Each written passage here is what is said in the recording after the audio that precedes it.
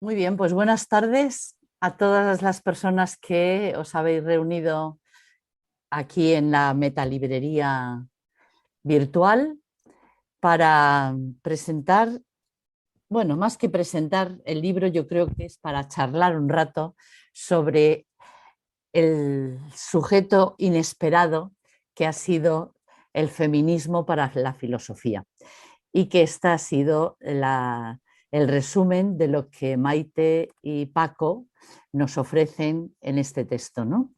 Quería solamente decir unas palabras sobre los autores. Paco Caballero Quemades es catedrático de filosofía en educación secundaria, también ha trabajado en educación a distancia y fue jefe del servicio de formación del profesorado de la Consellería de Educación de la Generalitat Valenciana y ha impartido cursos, actos académicos y ha publicado también unos cuantos libros y en la Universidad de Valencia en concreto ha publicado un texto que yo leí en su momento, que era Leyendo a Fedón, porque era también profesora de filosofía en el colegio alemán y nos resultó muy útil, y también otro como por ejemplo Información, Conocimiento, etcétera. Y Maite, aparte de que ya ha visitado nuestra librería físicamente, estábamos encantadas de tenerla con nosotras, es también catedrática de Filosofía de Educación Secundaria y felizmente jubilada como yo. Yo la conocí a través del programa Para Todos la 2 de televisión, y también ella tenía el programa de Gente Despierta en Radio 1. Ha publicado los 10 títulos que cerraron una colección que se llama Filosofía para Profanos, que que ella justamente cuando nos visitó Metalibrería nos explicó el método que había seguido con estos textos, y tiene los dibujos de Max. Y no es una colección donde nos cuenten quiénes son los personajes, los filósofos en concreto, o las filósofas, sino que nos da una clave para poder leer a ese autor, ¿no? Por ejemplo, pues la amistad para leer a Epicuro o la potencia para leer a Nietzsche, etc. Ha sido una colección que por lo menos en la librería ha ayudado mucho a que la gente se atreva a leer a los filósofos, ¿no? También ha publicado Anarqueología sobre Foucault y la verdad como campo de batalla, y Contra el elitismo, Gramsci, Manual de uso en Ariel con Dolores Sánchez.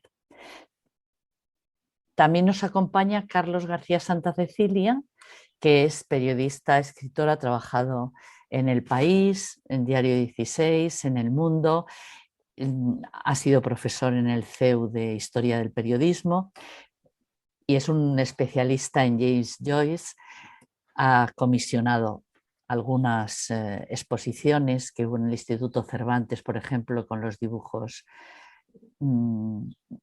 de Arroyo, creo recordar, pero bueno, hoy está aquí porque es el editor de este texto y porque la editorial Frontera diríamos que es su casa en estos momentos.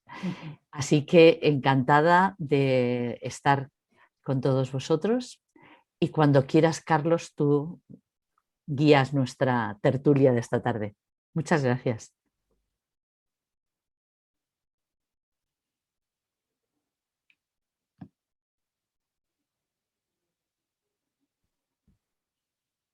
Carlos.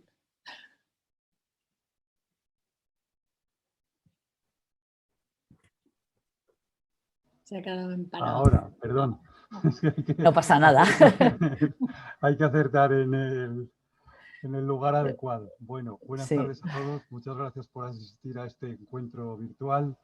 Muchas gracias a la librería Meta, que esta tarde es nuestro, como dice Zoom, nuestro hospedador, pero además es para nosotros un hogar. Hemos ido varias veces, es un sitio muy amigable que tenemos muy cercano Y de verdad, Margarita, muchas gracias por hacer este esfuerzo y por tener un rato para hablar de filosofía, para hablar de libros y para estar con nuestros autores, ¿no? Y también quiero dar las gracias especialmente principalmente a Maite Larrauri y a Paco Caballero que confiaron en nosotros para editar este libro. Este libro, la verdad es que cuando nos lo plantearon, cuando hablé yo con ellos por primera vez, me pareció una apuesta muy arriesgada, me pareció una apuesta que no terminaba bien de entender ni por dónde iba a ir, porque el libro estaba en proceso y había que verlo, pero a nosotros lo que nos encantan son las apuestas arriesgadas y lo que nos encantan son las cosas novedosas y la otra forma de ver el mundo, y eso lo contenía este libro. Estamos muy contentos y muy satisfechos de haberlo editado, y además, hasta donde sé, que no es mucho y para los tiempos que corren, el libro está funcionando muy bien, ¿no? Entonces, bueno, sin mucha más dilación, yo creo que deberíamos ya entrar en materia, porque, Margarita, un poco el plan es, tenemos aproximadamente hasta las 8 para charlar con los autores, y luego que vayan entrando cualquier persona que quiera decir algo, aclarar, comentar o lo que sea, ¿no? Ese es el plan, ¿no? Bien, bien. Bueno, pues entonces, vamos a entrar en materia. A mí, desde luego, lo primero que me llamó, vamos, lo primero que os querría preguntar, Maite y Paco, es cómo se os ocurrió este libro. ¿Cuál fue, por qué iniciasteis este camino que, como vosotros mismos reconocéis en el epílogo, no sabíais dónde os iba a llevar, ¿no? ¿Por qué empezasteis este libro y por qué lo empezasteis así? Bueno, ¿empiezo yo, Paco? Sí, claro, pues faltaría más, claro.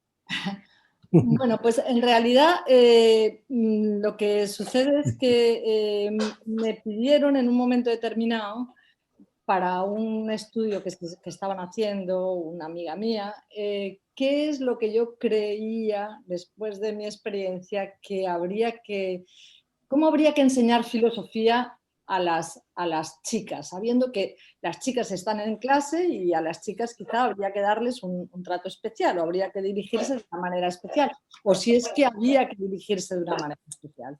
El caso es que me senté, escribí 2 o 3 folios y la cosa me removió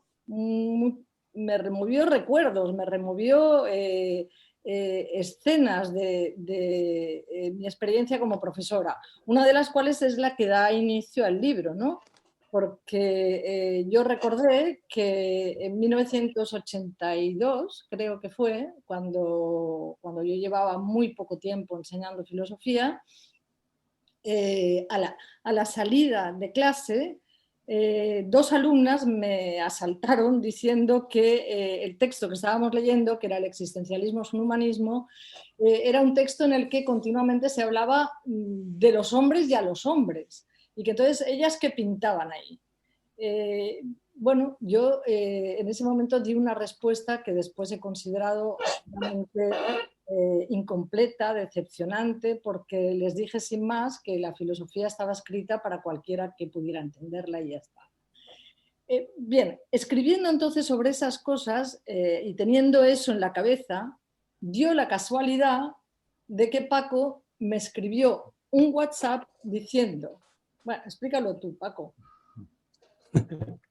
Bueno, eso fue una casualidad. A ver, empiezo por remontarme a otra historia. Y antes de nada, como Carlos ha dado las gracias, yo no conozco la librería, Metalibrería, ni había estado nunca. Esta ha sido una relación a través de Maite, y tampoco conocía a Carlos. Sí que conocía a la Editorial Frontera, pero no conocía a nadie de ellos personalmente. Entonces me pareció absolutamente asombroso que sin leer nada, la editorial tuviera la confianza, evidentemente era una confianza en Maite, claro, ¿no? Pero tuviera la confianza para decir sí, publicaremos lo que nos envíe, ¿no?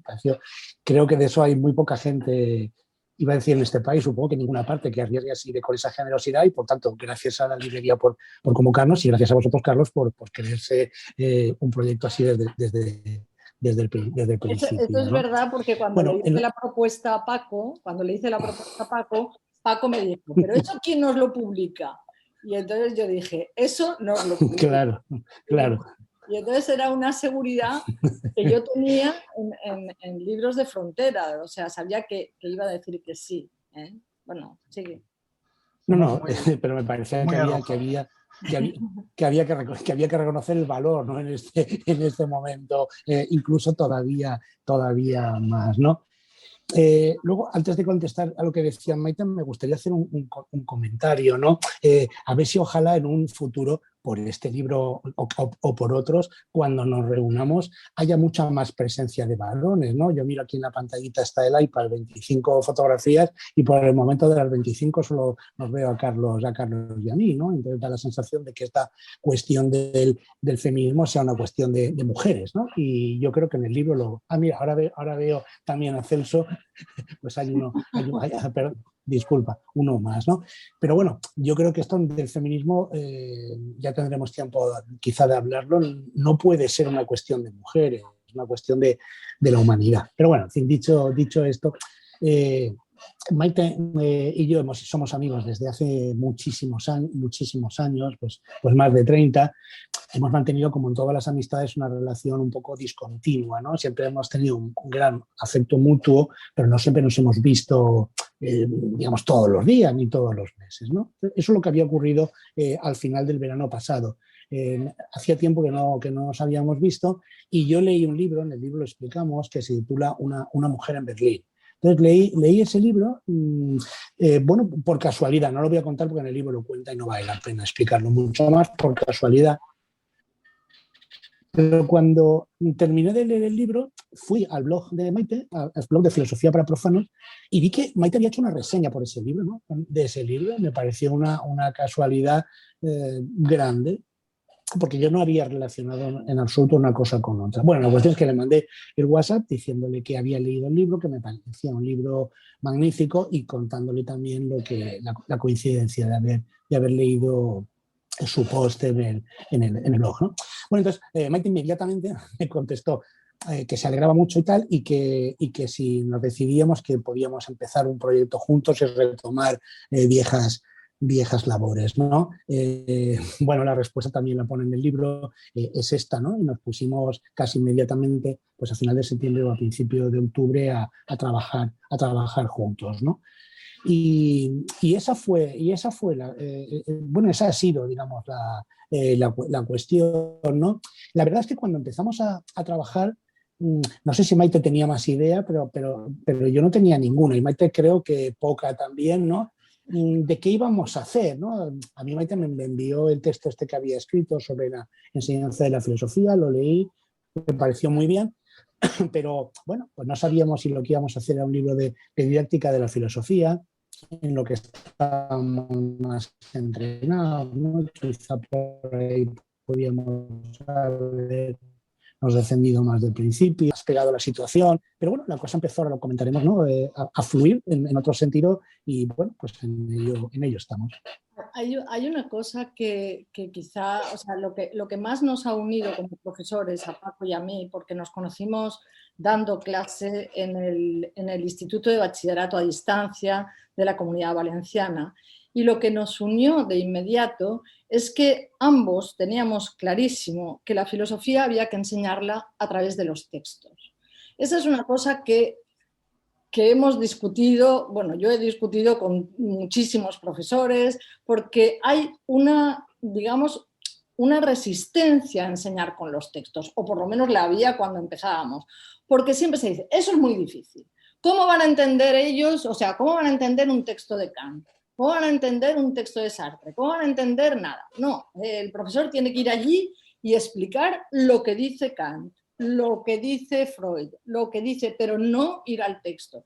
Y todo lo más, a lo mejor, pues citar una frase o cosas por el estilo. De hecho, los libros de texto en España están escritos desde ese punto de vista, excepto uno, el que honrosamente hicimos Paco Caballero y yo. Es el único libro de texto que está basado en los textos. Es decir, basado en la selección.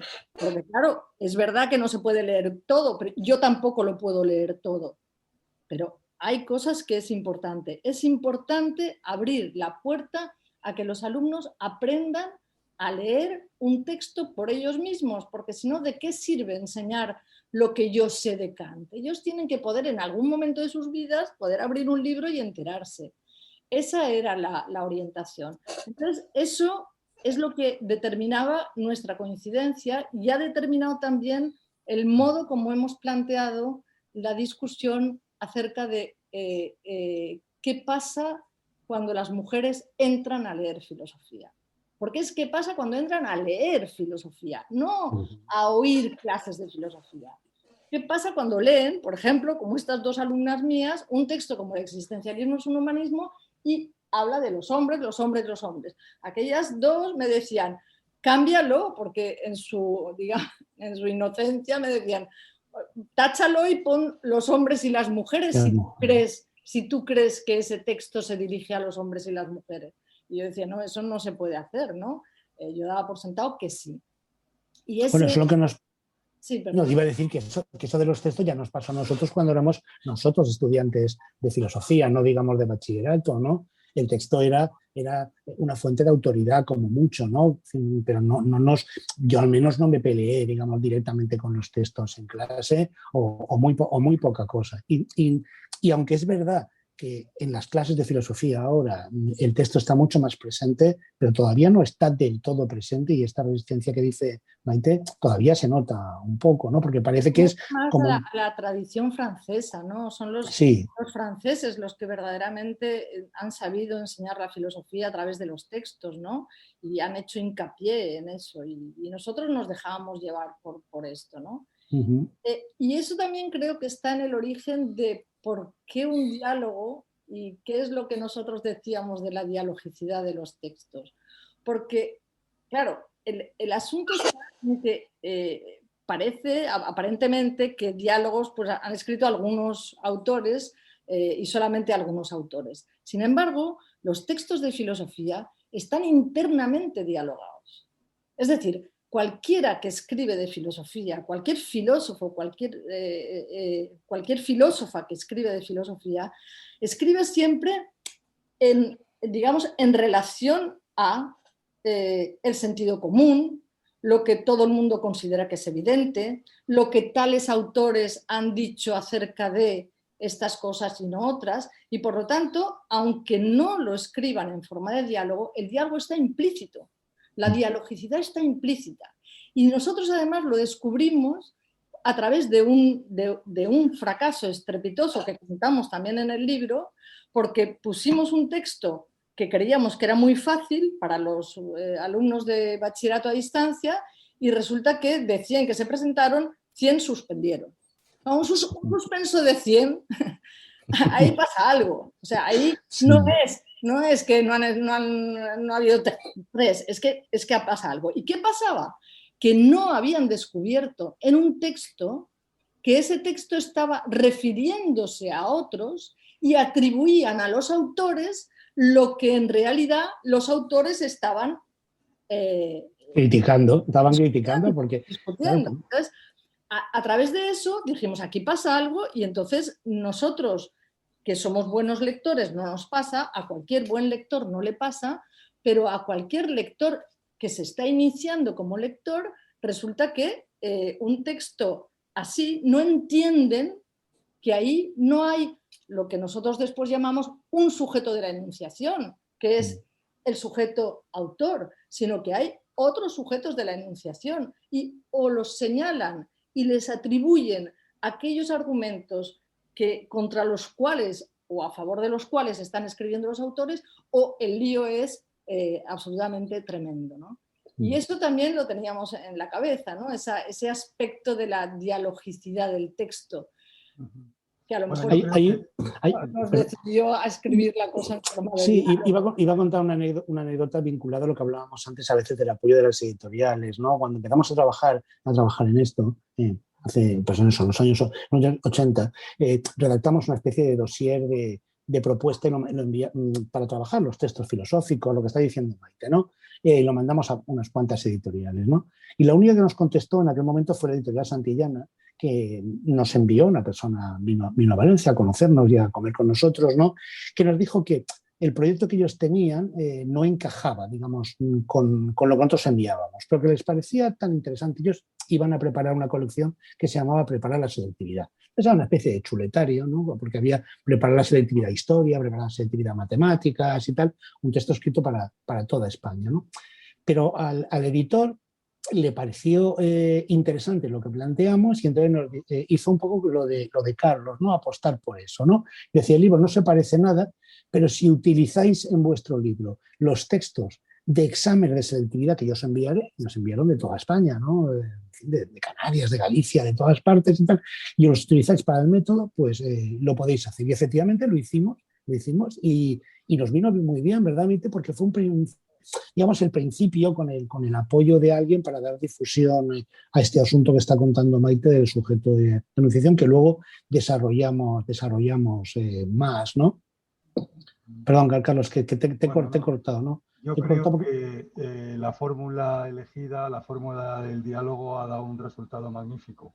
Yo creo que estamos ante un libro verdaderamente original, sorprendente, muy ameno, y sobre todo muy sugerente también, y no solamente para temas que tengan que ver con la mujer o con la voz de la mujer, tal, sino para muchas otras cuestiones que se van deslizando en el libro poco a poco y que van conformando muchas respuestas, muchas interrogantes, muchas reflexiones sobre un mundo tan convulso como el actual. O sea, yo creo que el resultado del camino trasciende tal vez alguna idea inicial y llega muchísimo más allá, y verdaderamente es un libro de esos libros de los que es difícil despegarse.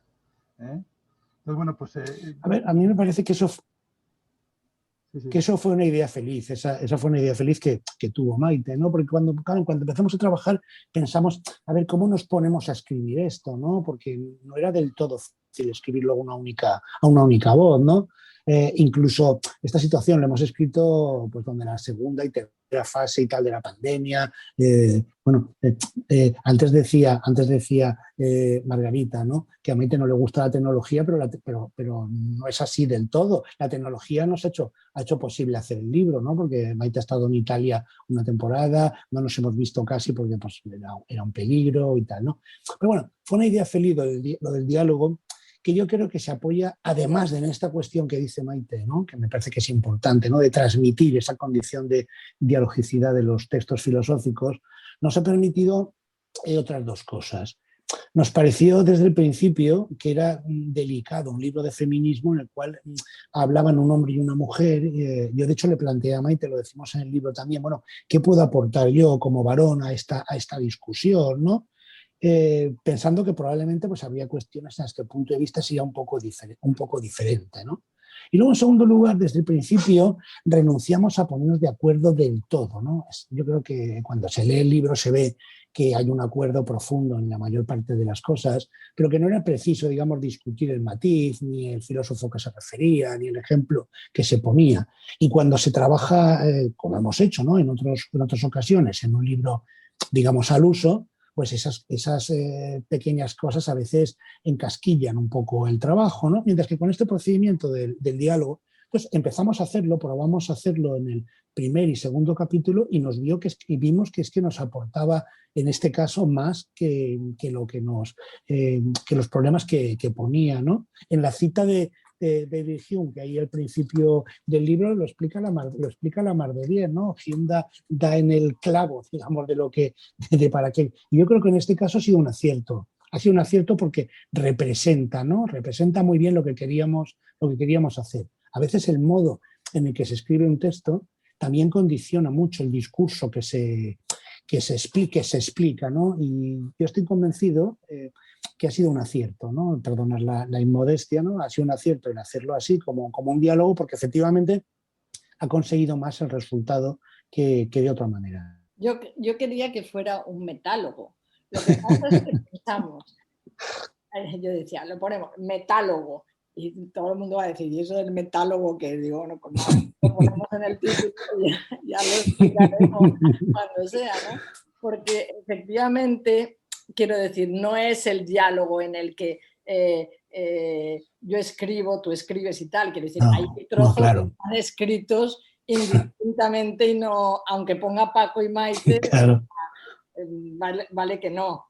Bueno, incluso, lo que decimos al final, nos hemos ido, digamos, apoyando. O sea, claro, Maite, contemos un secreto, ¿no? A veces tú me decías, escríbeme tal cosa para que yo te conteste. Claro. O al revés, ¿no? Claro, porque es que era un poco, claro, la dinámica, ¿no? Claro. O sea, ofréceme esta pieza para que yo siga adelante con la otra. Claro. ¿no? Y luego hemos reescrito, ha habido trozos que los hemos reescrito indistintamente, ¿no? Entonces, claro, eso sí que no es exactamente el diálogo de puntos de vista, es más bien una construcción en la que en un metálogo lo que se dice es que el asunto del que se trata, de alguna forma, el propio diálogo o metálogo lo performatiza, o sea, lo hace, lo constituye, ¿no? Y que entonces constituíamos, digamos, la posibilidad de un diálogo entre filosofía y feminismo, como de un diálogo entre Paco y yo, a partir justamente de hacer esto, de aportarnos un elemento, otro elemento, etc. Entonces al final pues ha salido, la verdad es que nos lo hemos pasado muy bien, eso yo pienso que en los libros felices eso también se nota y este para mí ha sido un libro feliz. Desde luego, estábamos comentando antes de empezar que nos ha parecido tan feliz como que nos ha dado la sensación cuando vimos la primera vez que Max hizo el dibujo, de buenas a primeras no nos reconocimos de gran cosa, ¿no? Incluso algunos amigos dijeron, pues tú no tienes esa narizota, pues Maite, no sé qué. Y ahora nos da la sensación de que la naturaleza imita el arte, ¿no? De que cada vez nos vamos pareciendo más a la portada y nos vamos gustando más como estamos ahí porque se nos ve contentos, ¿no? Hablando de filosofía. Bueno, luego hay una cosa también del feminismo que yo, eso se lo había planteado de entrada a Paco, ¿no? O sea, yo creo que es verdad, ¿no? Que en todo este tiempo, o sea, desde los años 80 hasta ahora, existen los departamentos, incluso en la universidad, de estudios de la mujer, de estudios de filosofía de la mujer, etcétera, etcétera. Pero a mí me da la impresión de que las cosas que se han hecho en el terreno de la filosofía eran muy fáciles. Porque denunciar un discurso misógino es una cosa que está facilísima de hacer. O sea, facilísima porque además tienes 1000 ejemplos. Facilísima porque es verdad que los filósofos que sí que tienen cuerpo, además de alma, aunque no se lo crean, cuando escriben, traducen, digamos, un sentido común de época y no la impugnación al sentido común que a lo mejor hacen en otro tipo de conceptos. Con lo cual escribe, pues eso, pues Kant dice que si es difícil que los hombres se liberen de las tutelas intelectuales, las mujeres es imposible. Y eso lo dice, negro sobre blanco. Entonces, y como eso, 1000 ejemplos. Entonces, denunciar eso no tiene ningún interés.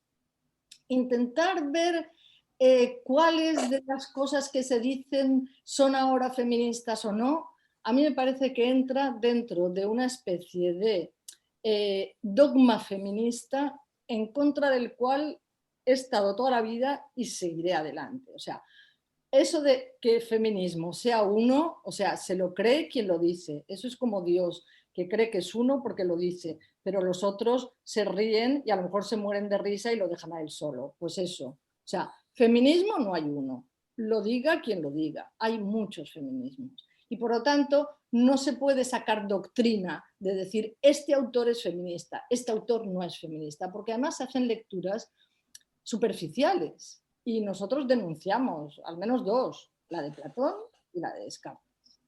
La de Platón porque aunque diga que también las ciudadanas pueden formar parte del gobierno, lo ha dicho después de descalificar absolutamente lo que son las mujeres y de ponerlas en el segundo rango. Y Descartes porque aunque es verdad que eso es un paso adelante, decir que las mujeres también tienen mente y que también tienen razón y también tienen bon sens, como dice Descartes, y que está repartido igual entre hombres y mujeres, después, a la hora de establecer la teoría suya acerca del cuerpo y el alma, deja absolutamente de lado el cuerpo, se basa en la razón, desprecia el mundo de los sentidos, desprecia el mundo de la experiencia, y yo creo, por lo menos eso es lo que sostenemos en el libro, que ahí las mujeres perdemos. Es decir, que en el desprecio a la experiencia, en el desprecio al mundo de la sensibilidad, nosotras salimos perdiendo y salen ganando los lectores hombres, que lo tienen más fácil, que ha sido un camino abierto para ellos, el de lo que llamamos ahí, gracias al texto de Santiago Albarrico, la huida del cuerpo.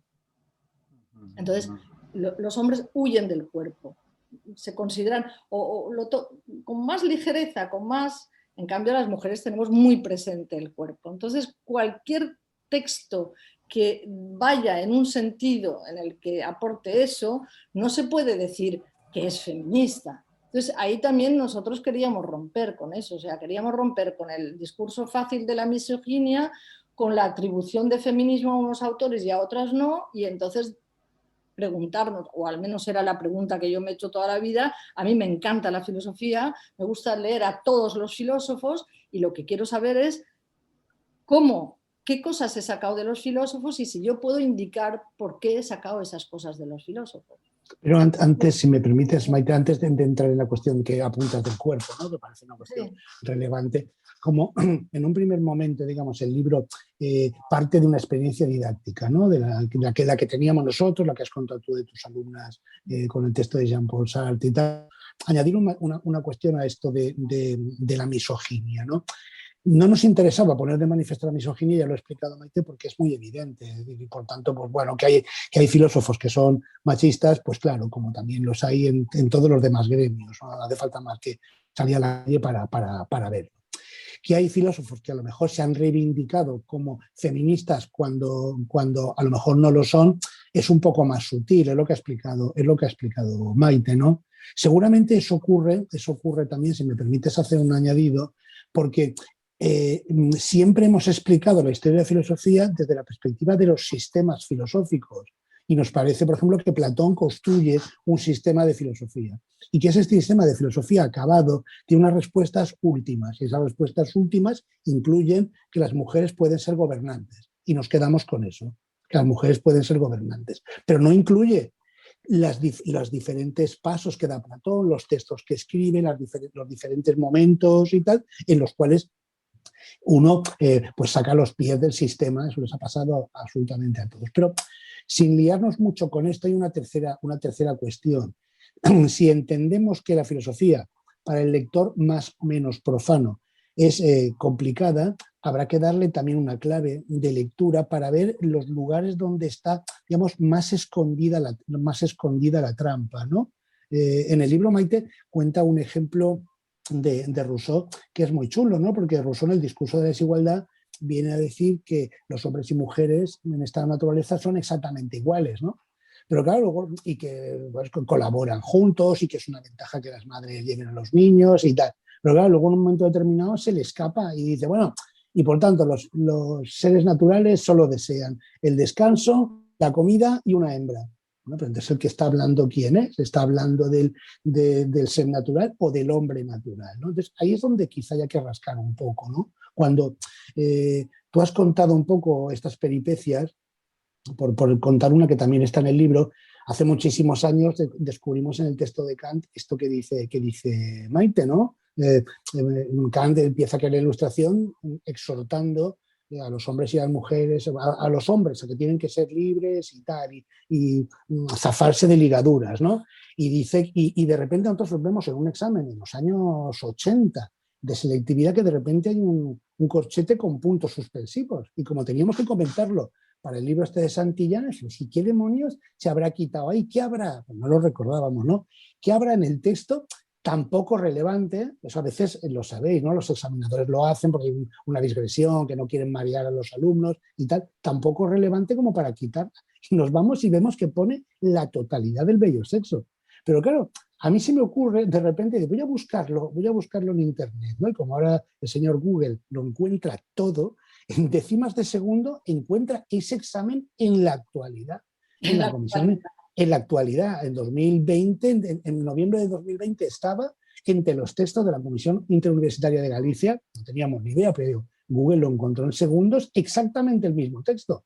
Y yo pensé incluso, bueno, a lo mejor resulta que el texto en castellano ha tenido suerte y ha ido, digamos, pasando obstáculos. Pero es que en el texto en gallego, que obviamente se podía entender sin ningún problema, estaba también los puntos suspensivos en el mismo sitio. Es decir, se ha quitado. Entonces, el que pone el examen seguro que lo hace con buena fe, pero corrige a Kant, o no quiere que se le vea a Kant el plumero, o no sabemos bien lo que hay, ¿no? Entonces, es esa cosa de explicar a nuestros estudiantes que hay que estar alerta, ¿no? Quizá no sea solo respecto de esta cuestión del feminismo, hay que estar alerta porque hay muchas intenciones de mucha gente de querernos colar cosas, ¿no? Colar cosas. No es cuestión de dar una clase, pero yo les ponía a mis alumnos un ejemplo, ¿no? Hace años Vodafone tenía una publicidad que cuando yo volvía del instituto por la carretera era una publicidad fantástica, era un cartel grandísimo que ponía "La vida es móvil" y abajo ponía "Móvil es Vodafone" y ya está. Eso es un silogismo aristotélico de esos brutal, ¿no?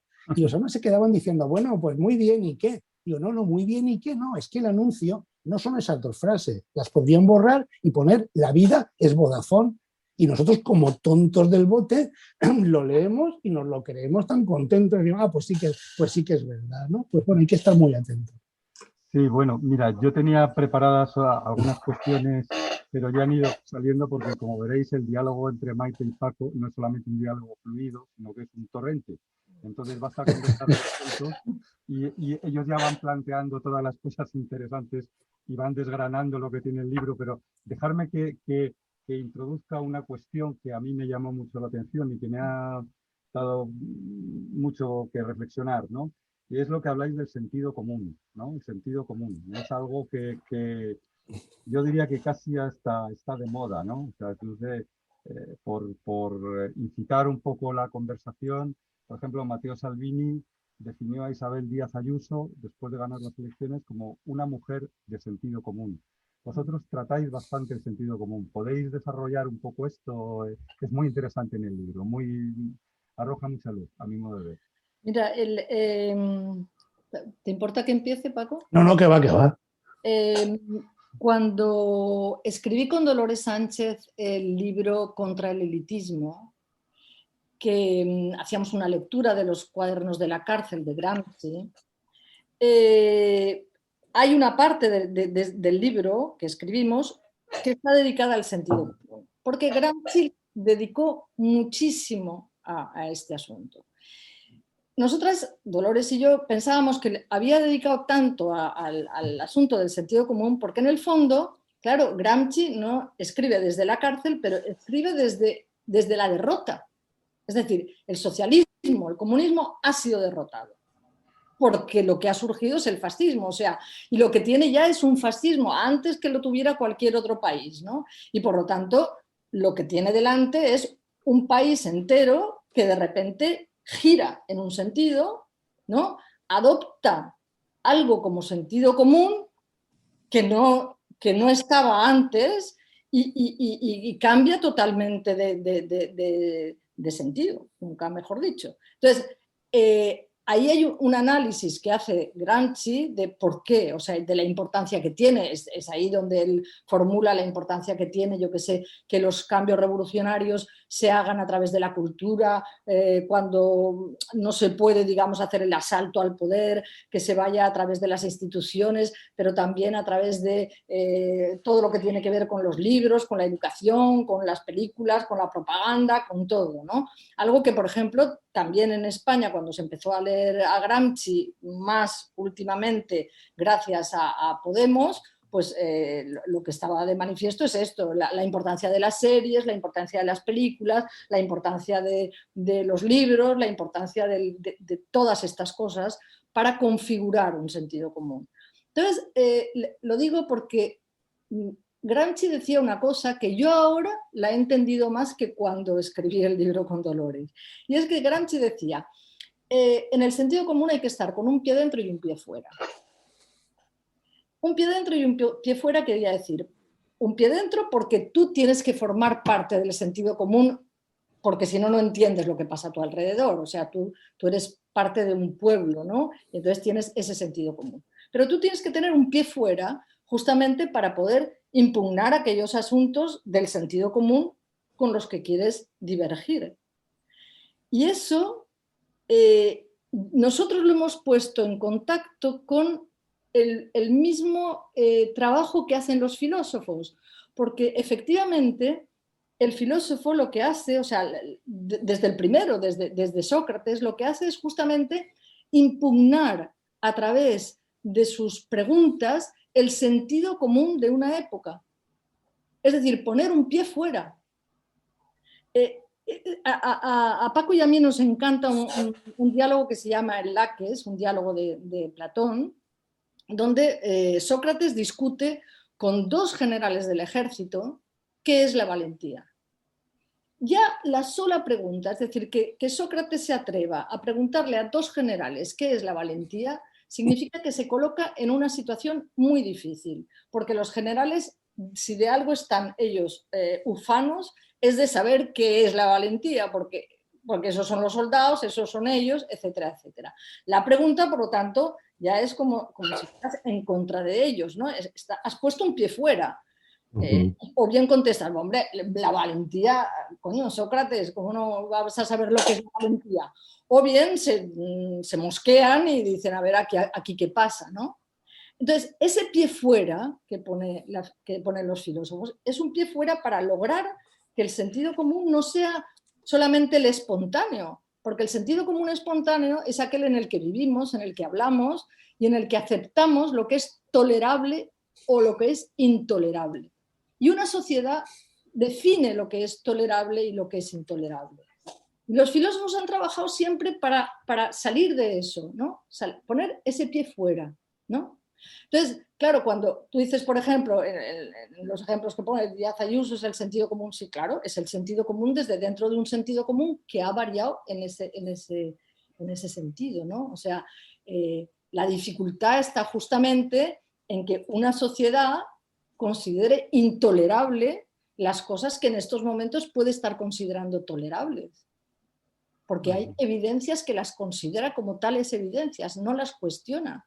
Y a lo largo del libro hemos puesto varios, ya incluso ejemplos filosóficos. Por ejemplo, el ejemplo de Freud. O sea, de la lectura que yo hice de Freud cuando tenía 20 años, en la cual, en el caso Dora, se te está contando un caso de acoso sexual clarísimo a una niña de 14 años y sin embargo yo no lo vi, no lo vio nadie, porque el sentido común con el que se leía ese libro era un sentido común que eso no lo contemplaba. O sea, tú pasabas por encima como el caballo de Atila, ¿no? Te centrabas en otras cosas, en otros descubrimientos de Freud, ¿no? Es ahora cuando leído dices, ostras, o sea, pero ¿cómo es posible que la llame histérica a ella y que el acosador sea un buen padre de familia? O sea, eso hoy no se acepta. Ahí ha cambiado el sentido común. Claro, porque fíjate, yo creo que ahí el sentido común de alguna manera define, digamos, el marco de lo cotidiano, ¿no? Heidegger hablaba de eso, ¿no? Y por tanto establece, digamos, bueno, una serie de reacciones estereotipadas, sociales, a las que nosotros nos ascribimos. Es evidente que no podemos vivir si no estamos en ese marco del sentido común. Pero claro, la actitud filosófica ha de ser la que dice Maite, una pata en el sentido común, porque si no, no podríamos hablar, no entenderíamos qué es lo que está sucediendo, no nos podríamos relacionar con nosotros. Es un poco la idea de Wittgensteinista del juego del lenguaje, ¿no? Tenemos que estar en ese ámbito para entender qué estamos haciendo. Pero claro, por otra parte, hemos de forzarnos a dar un paso atrás. En el ejemplo de la que cuenta Maite, digamos, lo más asombroso cuando se lee el diálogo de Platón no es tanto lo que contestan los generales como los bobos que, digamos, como caen en la trampa de Sócrates, ¿no? Porque Sócrates les dice, bueno, pues explicarnos vosotros qué es la valentía. Aquellos tíos dicen, ¿cómo no la vamos a explicar nosotros? No, si lo sabemos de sobra. Y empiezan a contestar, pero claro, empiezan a contestar desde el tópico del sentido común más elemental, haciendo el bobo, ¿no? Por ponerse algún ejemplo, dicen, pues bueno, a ver, pues valiente es aquel que está en una posición y la defiende hasta el final y no sé qué. Y Sócrates dice, pero aunque haya una superioridad abrumadora del enemigo, aunque sea solo uno y no sé qué, hombre, no, si es solo uno, pues entonces se retira. Pero no habías dicho que retirarse era... Bueno, lo va mareando así, ¿no? De mala manera, ¿no? Maite y yo hemos hablado muchas veces, cuando hemos hecho estas cosas, de la necesidad filosófica de dar un paso atrás. Es decir, me acuerdo que la primera vez que hablábamos de esto, nos imaginábamos este caso, ¿no? El caso que pasa, que uno va por la calle y de repente a alguien le pone... Eso ha pasado, ahora que hablabas, Carlos, de Isabel Díaz Ayuso, ¿no? Esta cosa hace el eslogan, ¿no? Socialismo, libertad. Vale, de acuerdo. Pero a continuación la gente cae en la trampa. Es decir, uno va por la calle, le ponen un micro en la boca y le dice que elija entre socialismo y libertad. Y entonces la gente entra al juego y contesta. En vez de decir, bueno, pero vamos a ver, dar ese paso atrás. ¿De qué me está hablando usted? ¿Qué quiere decir usted cuando habla de libertad? ¿Qué es libertad? ¿Qué es no sé qué? ¿Qué está? Es poner en cuestión, ¿no? Y eso, si lo vemos en nuestra vida, digamos, como docentes, por ejemplo, ocurre muchísimo, ¿no? Ocurre mucho. Es decir, claro, ese paso atrás, ese poner en cuestión, ese decir, bueno, pero ¿de qué estamos hablando? Es una actitud filosófica de primera magnitud, creo yo, ¿no? Y es la que permite, y le paso la palabra a Maite, el nuevo sentido común del que también hablamos en el libro, ¿no? Bueno, el nuevo, el diferente, el sentido común reflexivo, ¿no? El que dice, bueno, vamos a ver cómo construimos esto, ¿no? ¿En qué estamos pensando cuando hablamos, por ejemplo, de valentía, ¿no? En el libro se oponen, por ejemplo, respecto a la valentía, dos puntos de vista. Valiente es Aquiles, es decir, es el gran soldado, es el general, es el machote, es el súper fuerte, el que es capaz de matar a 20.000 enemigos y tal, o valiente es la partisana rusa, que en la Segunda Guerra Mundial, ¿no? Pues va a la guerra con el niño entre los brazos y le cambia los pañales y se los limpia con la nieve y tal, ¿no? ¿Cuál de las dos cosas? Perdona, Maite, que no sé si te he cortado. No. Bueno, es que yo creo que sí, que el sentido común es de las cosas más interesantes para seguir investigando, ¿no? Y seguir investigando y sobre todo entender que los cambios culturales en estos momentos, cuando además estamos sometidos a los medios de comunicación, tanto a los que están a través de la televisión como a través de las redes, etcétera, etcétera, son fundamentales para poder ver qué cambios en un sentido, digamos, revolucionario, positivo, feminista pueden darse, ¿no? Y todo lo que pudiéramos discutir acerca de cómo se incide en el sentido común, a partir de qué elementos, yo creo que es quizá de las cosas, a mí, de las cosas que más me interesan, ¿no? Porque el sentido común que se vuelve, digamos, que impugna el sentido común espontáneo, ¿no? El que espontáneamente tenemos porque nos movemos en un lenguaje, como decía Paco, ¿no? Y nos movemos en un país, etcétera, etcétera. Pero el que lo impugna busca inmediatamente otros modelos. En el libro lo llamamos otras compañías, otros referentes, ¿no? Y entonces, en ese otro referente, en seducir a través de ese otro referente, nos jugamos muchas cosas. Porque efectivamente, o sea, estamos hablando en un terreno en el que no es la razón la que prima en el sentido común. Prima la sensibilidad. O sea, prima una cosa que tiene que ver con el gusto. O sea, el que te parezca que es intolerable, como cuentan los filósofos, que es intolerable Auschwitz, no es un gusto semejante a me gusta este helado, no me gusta este otro helado, me gusta esta serie o no me gusta esta otra serie. Estamos hablando ahí de algo que tiene que ver con la seducción a través del gusto de algo que es un valor que constituirá el sentido común y que si se hace, digamos, si todo el mundo admira lo mismo, pues estaremos obteniendo una sociedad mejor. Hay un ejemplo que estaba pensando hoy mientras estaba preparándome, que es el ejemplo que ha salido tantas veces, ¿no?, en las redes últimamente de esta voluntaria de la Cruz Roja abrazando al inmigrante al que le da agua, ¿no? Entonces, ahí ha habido una lectura, desde luego, por lo visto, de derechas bestial, de extrema derecha, porque la chica ha tenido que cerrar la cuenta, ¿no?, en la cual prácticamente le decían que lo que estaba haciendo era apoyarse entre de sus senos turgentes y que lo que buscaba era el apoyo de tal.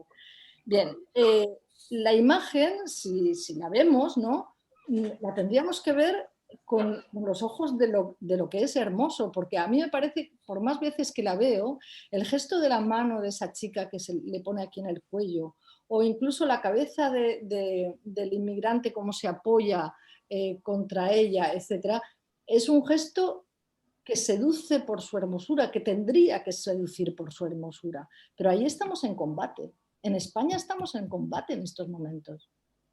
Y esto lo podemos decir y habrá quien diga que esto es otra cosa completamente diferente. Pero claro, dice mucho de una sociedad que tú admires, ¿no?, que te parezca admirable un gesto o que te parezca una mierda de gesto. Porque entonces ahí estamos. Y yo creo que en estos momentos en España se está jugando mucho el sentido común. Sí, sí. Es un tema esencial. Mira, os voy a plantear solo una última cuestión porque ya son prácticamente las 8 para dar paso a nuestros televidentes. Bueno, pero no pasa nada, ¿eh? Podéis seguir. No sé si esto tiene un deadline y de pronto ¡pum!, desaparece todo. No pasa nada. Adelante. Bueno, esta cuestión, algo habéis hablado y tal, es sobre el tema del cuerpo. A mí me ha parecido muy potente. Yo no conozco ese texto, es un libro de Alba Rico en el que habla de cómo la sociedad, nuestros congéneres, parece, si observas un poco, parece que quieren salir de su cuerpo. Son esos tíos y esas tías desesperados que van corriendo por la calle sudando y tal, que quieren como desaparecer, diluirse, ¿no? O es el tío o la tía que está todo el día en el ordenador, donde ya no tiene ninguna esencia, sino que todo está en una pantalla. Bueno, aquí planteáis la importancia del cuerpo que aportan las mujeres en la filosofía, ¿no? Entonces sí que me gustaría, porque me parece que es otra de las líneas centrales del libro, Maite, Paco, que lo desarrollarais un poco más. Bueno, por hacer un apunte primero sobre el libro de Alba Rico, el libro de Alba Rico se llama Ser o no ser un cuerpo, y justamente lo que reflexiona respecto a esto que estás diciendo tú, ¿no? Y la tesis que él mantiene, si yo lo he entendido bien, es que efectivamente, digamos, nuestras sociedades lo que hacen es huir aceleradamente del cuerpo, ¿no? Es un libro largo, es este libro, que bueno, pues que efectivamente plantea algunas cosas muy interesantes, ¿no? Y el símil que tú decías de correr y tal es un símil con el que casi empieza el libro, que es un símil muy potente, ¿no? Porque él empieza a hablar, digamos, por de los viajes, ¿no? Y de las velocidades, ¿no? De cuando pues, uno iba andando a otro pueblo, o iba en carreta o iba como fuera, ¿no? Y cómo después uno va en avión y tal. Y que entonces todo eso es la huida del cuerpo. Y es esta reflexión sobre, bueno, el título lo dice, si somos o no somos un cuerpo, ¿no? A mí me pareció especialmente interesante porque yo creo que Santiago Alba Rico lo que defiende es que justamente somos un cuerpo, ¿no? Somos un cuerpo. Y que esa tradición de la filosofía de huir del cuerpo hay que ponerla en cuestión, ¿no? En el libro nos referimos a eso, porque en la historia de la filosofía, la renuncia al cuerpo ha sido un hilo de grandísimo éxito, ¿no? Empieza con Platón, cuando Platón habla de las ideas y rechaza el mundo sensible y habla de la inteligencia y tal, ¿no? Esa línea la recoge, digamos, la filosofía helenística, ¿no? Todos los pues, neoplatónicos, ¿no? Pero también en algún sentido también aunque en fin, no es cuestión de meterse ahora en eso, ¿no? Pues los epicúreos y tal, también van un poco por esa línea. Y luego tiene un éxito brutal porque lo recoge la filosofía cristiana y el cristianismo, ¿no? Y el cristianismo, es decir, cuando uno lo que, digamos, se purifica, pues se purifica huyendo del cuerpo, ¿no? Mortificando el cuerpo, castigándolo mediante, bueno, cualquier procedimiento, ¿no? O simplemente apartándose de él, ¿no? Con el ayuno, etcétera, ¿no? La tesis que defendemos en el libro, y le voy a pasar la palabra a Maite ahora, es que justamente en algún sentido esa desvalorización del cuerpo ha jugado muy en contra de las mujeres, ¿no? En contra de las mujeres. Incluso cuando algunos filósofos han dicho que la inteligencia es igual entre hombres y mujeres, ¿no? Pero entonces ahí pasaba alguna cosa. Quizá en el libro destacamos sobre todo a Descartes, ¿no? Y bueno, pues para que no sea tampoco tan duro, en el libro ponemos un ejemplo más reciente, ¿no? El de la película Matrix. Hemos utilizado algunas pelis en el libro para que puedan también utilizarse en clase y tal, y que den un poco de juego, ¿no? En un momento determinado de la argumentación, Maite a mí me sorprendió, dice ahí a lo bruto, las mujeres somos más cuerpo. Yo digo, vaya tela lo que acaba de decir Maite, y a ver cómo se responde a esto desde la perspectiva de un hombre, ¿no? de un varón, porque esto es una trampa total. Además, yo toda la vida he vivido con 3 mujeres. Yo lo puse así y luego Maite me corrigió, ¿no? Que tuvo mucho acierto entre paréntesis. Bueno, mi mujer y mis 2 hijas, bueno, sí, efectivamente, ¿no? Y ese punto de partida de las mujeres son más cuerpo, yo creo que para los hombres es muy interesante también, y desvela una trampa que nos la explicas tú, ¿no, Maite? Bueno, yo quería hacer un matiz antes porque yo pienso que la cuestión del cuerpo y de la mente tiene su complicación por lo siguiente. O sea, huir del cuerpo, yo también querría huir del cuerpo, ¿eh? Hombre, claro. Sobre todo ahora en Hibernia. O sea, huiría del cuerpo, bueno, o sea, no te puedes ni imaginar cómo, ¿eh? Y además los ejemplos que pone Santiago Alba son ciertos. Por ejemplo, cuando bailamos. ¿Qué pasa cuando bailamos? Cuando bailas, aligeras el cuerpo. O sea, no vas pesadamente con el cuerpo. O cuando te emborrachas. O cuando, yo qué sé, estás exultante. O cuando te enamoras. O cuando vas casi flotando por la calle y vas, digamos, a medio metro del suelo. Todo eso son experiencias gozosas, porque es gozoso liberarse del cuerpo, porque el cuerpo puede ser un coñazo. O sea, entendamos esa parte, ¿no? Entendamos que también en eso, quiero decir, las mujeres están ahí. Y no solamente eso, sino que además resulta que cuando pensamos, descorporeizamos por necesidad lo que estamos haciendo. Es decir, que Hannah Arendt lo explicaba muy bien, decía, cuando yo pienso, no soy, y cuando soy y actúo, no pienso. O sea, son 2 cosas diferentes. O sencillamente, cuando pienso, las cosas me vienen a través de las ideas imaginadas, recordadas, pensadas, etcétera, pero no es materia. Por lo tanto, quiero decir, la inclinación que ha tenido la filosofía a poner de manifiesto la prioridad del cuerpo ha sido una necesidad a través de explicar que cuando se piensa, justamente piensas en las ideas. Y como piensas en las ideas, pues inmediatamente privilegias eso, o sea, privilegias ese modo. ¿Qué es lo que pasa? Que de ahí se ha derivado una forma de vivir. Es decir, que ha habido filósofos que han dicho, bueno, pues entonces cuanto más nos parezcamos al color de los muertos, ¿no? Como decía Platón, pues mejor, o sea, porque pasamos más, bueno, todo el ascetismo, etcétera, etcétera, todo eso tenía que ver justamente con crear, digamos, esas condiciones mentales. Yo creo que la tentación y el bienestar de huir del cuerpo lo tenemos que entender, porque cuando, sin embargo, se recae en el cuerpo, como dice Alba, pues es porque tenemos hambre, porque estamos enfermos, porque somos viejos, tenemos dolor, porque tenemos dolor, y todo eso es la experiencia del cuerpo, ¿eh? Lo que pasa es que efectivamente yo pienso, cuando le dije a Paco esto, yo pienso que los hombres en general viven más desconectados del cuerpo, en el sentido de que viven más felices, más inconscientemente del cuerpo, o sea, no lo tienen tan presente. Y las mujeres, yo creo que en un principio muchas mujeres pensarían que por desgracia, otra cosa es que luego le sepamos sacar la gracia a la desgracia, pero yo la primera vez que tuve la menstruación, pues vaya gracia. O sea, hubiera preferido no tenerla. Quiero decir, no se me puede, no sé, poner en un altar por tener eso y por tenerlo año tras año, tras año, tras año.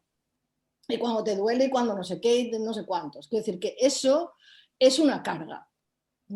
Y como eso, todas las demás cargas. Tenerte que ocupar de los demás, tenerlos que cuidar, tener que proveer alimentación, es decir, todo lo que ha sido los cuidados del cuerpo, que las mujeres hemos hecho ancestralmente y hemos seguido haciendo, de buenas a primeras se pueden ver como una carga, es decir, de buenas a primeras, ¿quién de mi edad, cuando tenía 18 años, no hubiera deseado ser mi hermano? Que salía y entraba como le daba la gana de casa, que no se ocupaba de nada, que se sentaba y ahí estaba la mesa puesta, que las camisas estaban planchadas, etcétera, etcétera. O sea, es que claro, eso es una vida regalada. Entonces, esto hay que entenderlo, que es así. Lo único que pasa es que, claro, de ahí, una de dos, o quieres salir de tu condición y no quieres ser una mujer, o si lo eres, estás en tu condición y entonces además de tu condición le sacas la punta, le sacas la gracia, le sacas el interés, todo aquello que puede revertir en otra forma de conocer, y no solamente en otra forma de conocer, sino incluso de hacer que el mundo sea mejor. Porque efectivamente el cuidado de los cuerpos, volviendo al gesto que hacía de la Cruz Roja, esta chica de la Cruz Roja, son gestos femeninos los que ella hace, son gestos ancestrales, cogerlo así, cogerlo, acunarlo, es el gesto que todo el mundo desea cuando está, digamos, en una situación de indefensión, desea ser acogido, sí, entre los pechos de una mujer, claro que necesita ser acogido entre los pechos de una mujer, o sea, es que es así. Eso puede configurar una humanidad mejor. Pero tenemos que saber que eso ha tenido su carga histórica, y esa carga histórica la podemos revivir cada vez que nos pesa el cuerpo, sabiendo que el cuerpo nos pesa más que a otros y nos pesa, pues eso, en todas las cosas que hemos hecho. Ya no digamos el embarazo, o sea, convertirte en dos, o sea, eso te deja una huella indeleble, o sea, nunca más vuelves a ser la misma, o sea. Entonces, eso son cosas con las que hemos cargado siglo tras siglo y por las que incluso en un momento de liberación de las mujeres, yo creo que muchas hemos deseado ser chicos. Hemos querido vivir como los chicos. Entonces, si ahora damos la vuelta, es porque pensamos que la humanidad sería mejor, que ya hemos visto lo que han hecho los chicos con la humanidad. Ya hemos visto todo lo que tenemos que ver, desde las guerras hasta... Ahora tocaría ver otro tipo de humanidad. Para ver ese otro tipo de humanidad deberíamos centrarnos en el cuerpo. O sea, deberíamos aprender a que huir del cuerpo, no tenerlo presente, llevarlo. O leer la filosofía desde un cuerpo de mujer, o entender la historia desde un cuerpo de mujer, enfrentarte a eso. Y al mismo tiempo ofrecer a la humanidad, a los hombres, que se dieran cuenta de que efectivamente, si tienen en cuenta eso, serán mejores. Serán también tiene, mejores hombres. También tiene que ver un poco con lo que estábamos hablando antes, ¿no? El cuerpo también muestra una forma diferente de ponerse en contacto con la realidad, ¿no? Tú lo decías, pensar es pensar ideas y por tanto, digamos, es como irse de la realidad y claro, también irse del cuerpo, pero también hay una manera de relacionarnos con la realidad que es muy corporal, ¿no? Cuando tú dices, por ejemplo, que bailar, pongamos por caso, ¿no? Cuando uno va pues, por la calle, cuando no se conoce a la chica o al chico del que se enamora furibundamente y va como volando, esa experiencia es absolutamente corporal, ¿no? Una experiencia absolutamente corporal y te pone de repente inmediatamente en contacto con alguna cosa, ¿no? Cuando estábamos escribiendo el libro y hablando de estas, y hablábamos de cosas y tal, yo le contaba a Maite una anécdota de un amigo que tengo que es profe de griego, que trabaja en un pueblo en Andalucía. Es un tío muy curioso porque profe de griego con una pinta de rockero, bueno, y lo es, ¿no? Y tal, ¿no? Y de repente me cuentan que se ha afiliado a un sindicato allí, que tiene unas horas liberado para hacer, bueno, pues proselitismo sindical, ¿no? Pero, y tal y como me lo cuenta, digo, vamos a ver, es que lo que te ha pasado a ti no es que te han convencido, es que has sido, en el libro aparece, absolutamente seducido, porque no me has dicho ni una palabra ni de lo que tienes que hacer, ni de qué vas a contar los institutos y tal. Me has contado de las chicas y los chicos de compañeros tuyos que te han convencido, lo que te han gustado, ¿no? Cómo de repente has caído muerto ahí, seducido en un sentido absolutamente físico y tal. Y era a este como le va, era un sindicato un poco anarco, ¿no? Pero le podían haber convencido para cualquier otro sindicato porque el proceso de seducirlo, ese proceso tan físico se había producido, ¿no? Y en eso yo creo que Alba Rico también lo reivindica en ese sentido, ¿no? Que seamos conscientes, ¿no? de disfrutar, de ver que nos podemos relacionar. El gesto al que se refiere Maite, y acabo ya, el gesto que se refiere Maite de la chica de la Cruz Roja que abraza al inmigrante, es un gesto absolutamente redondo, es que no hace falta decir nada. Alrededor de ella se ven guardias civiles, soldados, tal, haciendo otras cosas y tal, ¿no? Podríamos haber ido a intentar hablar con el inmigrante, pero es que no hace ninguna falta. Es que esa relación en ese momento, ese abrazo, no sé, aborda el problema en la totalidad. Mi hija la mayor tiene ahora una niña de 2 meses, ¿no? Y la niña de 2 meses, con mucha frecuencia, lo que requiere es ser abrazada como por una enfermedad. No requiere nada más. Los mayores le damos vuelta. No se encontrará bien, se habrá hecho caca, tendrá hambre, le hará falta el biberón, el chupete o lo que sea. No, le hace falta su madre, le hace falta su madre. Y mi hija tiene a su vez también otro niño un poquito más mayor, de como 1 año y medio. Y este niño un poquito más mayor está entusiasmado con muchas personas, por ejemplo conmigo, y yo con él, ¿no? Pero cuando está un poco malito o cuando le pasa el más mínimo problema, desaparece del mundo todos excepto su madre. Entonces, de eso los varones hemos de aprender también muchísimo, ¿no? Sí, vosotros habláis de la aportación filosófica incluso, ¿no? Del término. Margarita, ¿quieres que abramos turnos de palabra? Dime. Yo creo que si hay alguien que quiere intervenir o decir algo, puede levantarnos la mano y yo le doy la palabra, porque con Maite y con Paco podíamos seguir varias horas más. O sea, ellos no tienen ningún problema, yo creo que nosotros tampoco. Amalia aquí mismo yo creo que quiere decir algo. Perfecto. Amalia, conéctate. Bueno, muchas gracias en primer lugar por la información sobre el libro, que no tengo, pero que voy a conseguir y comprar enseguida. Creo que es un poco tarde, Amalia. Está completamente descatalogado, ¿vale? Pues lo fotocopiaré clandestinamente.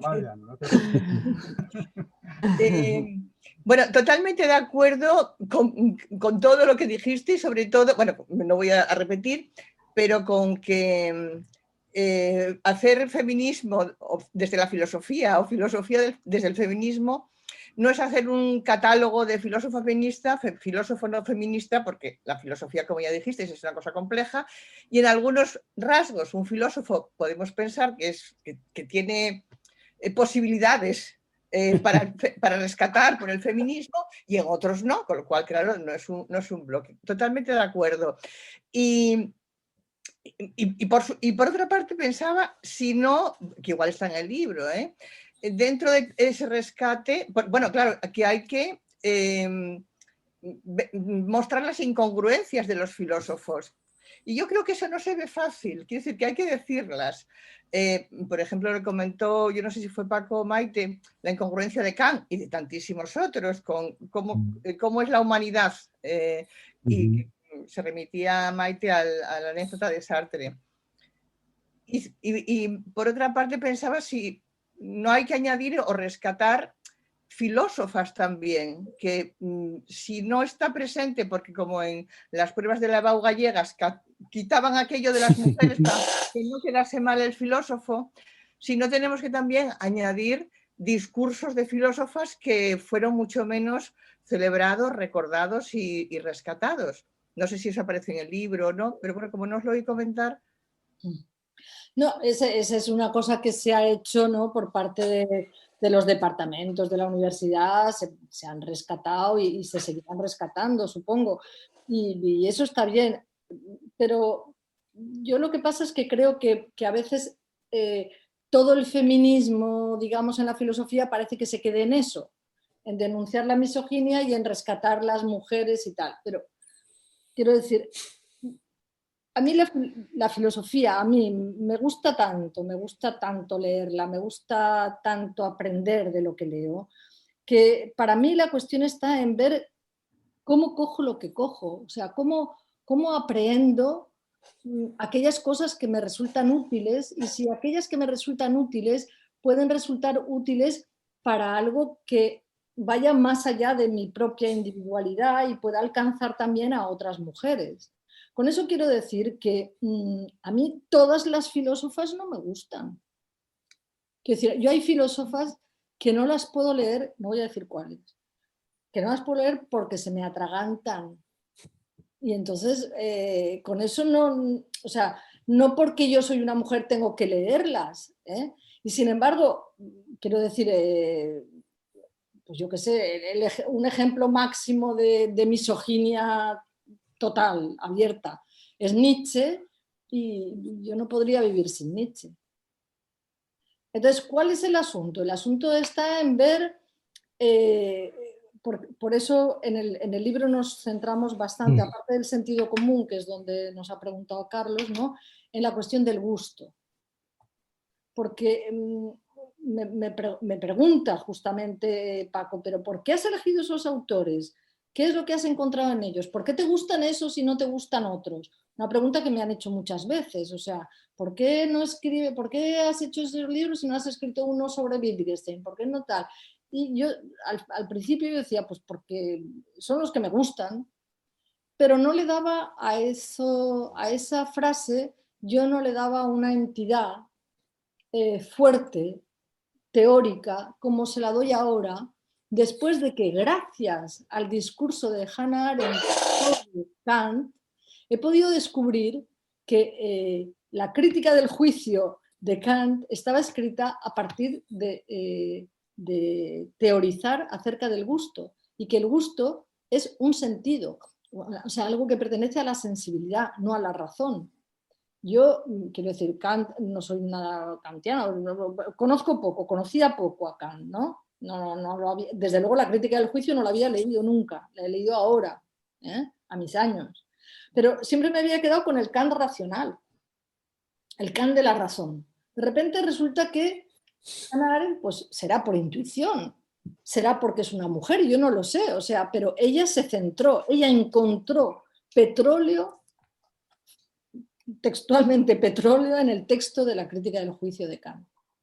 Y entonces desveló a través del gusto, a través de cómo el gusto determina el sentido común, a través de lo que es la atracción de la belleza, a través de lo que es un juicio estético, desvela un plano, digamos, de lectura política que yo no me lo esperaba y que lo he descubierto ahora. Entonces, eso para mí es más interesante que leerme a lo mejor a autoras, a todas las autoras más o menos las he leído en algún momento, pero algunas no las releeré o difícilmente las releeré sencillamente porque no me gustan. Con eso no estoy descalificando, estoy diciendo que no me gusta. No, yo solamente, pero una filósofa, lo mismo que un filósofo, no tiene por qué pasar el canon histórico porque sea feminista o no, porque Claro. ha pensado filosóficamente solamente. Y eso A mí no nos gusta. A mí me gustaría decir una cosa respecto a esto que dices tú, ¿no? Es decir, por una parte, creo que sí que hay que incorporar algunas mujeres filósofas en los programas de estudio, porque a veces esa incorporación es lo que las hace visibles, ¿no? Esto quizás es una cuestión que se podría discutir, pero es un poco lo que pasó cuando las cuotas de las mujeres en los partidos políticos y tal, ¿no? Aquí en Valencia, por ejemplo, desde hace unos años, en el temario de segundo de bachillerato, siempre hay 4 autores, pues al menos uno de ellos es una mujer, actualmente es Simone de Beauvoir, por ejemplo, ¿no? Y eso, bueno, pues hace que aparezca, ¿no? Cuando a lo mejor, hasta hace, yo qué sé, unos años, pues Simone de Beauvoir, un estudiante hubiera dicho que era la pareja de Jean-Paul Sartre y ya está, ¿no? Y poca cosa más. Es evidente que eso es un peligro, lo de las cuotas, digamos, o de la visibilidad, pero a mí me parece bien porque el Museo del Prado saque los fondos de las mujeres o tal, me parece que algo aporta, aunque no resuelve. En cambio, me parece que desde el punto de vista didáctico, especialmente en lo que respecta, digamos, a la enseñanza al bachillerato, ¿no? En la universidad no sé si el asunto es así. Hay una manera de hacer visibles estas cuestiones y es no fijarse tanto en los autores como fijarse en los problemas, ¿no? La enseñanza de la filosofía en nuestro país ha sido la enseñanza de la historia de la filosofía, ¿no? Todos sabéis que Hegel dijo la filosofía es la historia de la filosofía, ¿no? Pues eso nosotros nos lo hemos creído y cuando estudiábamos filosofía dábamos historia de filosofía, incluso una serie de televisión con tantísimo éxito como la de Merlí, ¿no? Que la han visto cantidades de adolescentes, ¿no? En todas las temporadas, cada capítulo habla supuestamente de un autor, ¿no? Y desarrolla una especie de historia. Pero me parece que hay otro planteamiento, que es plantear la filosofía a partir de los problemas, ¿no?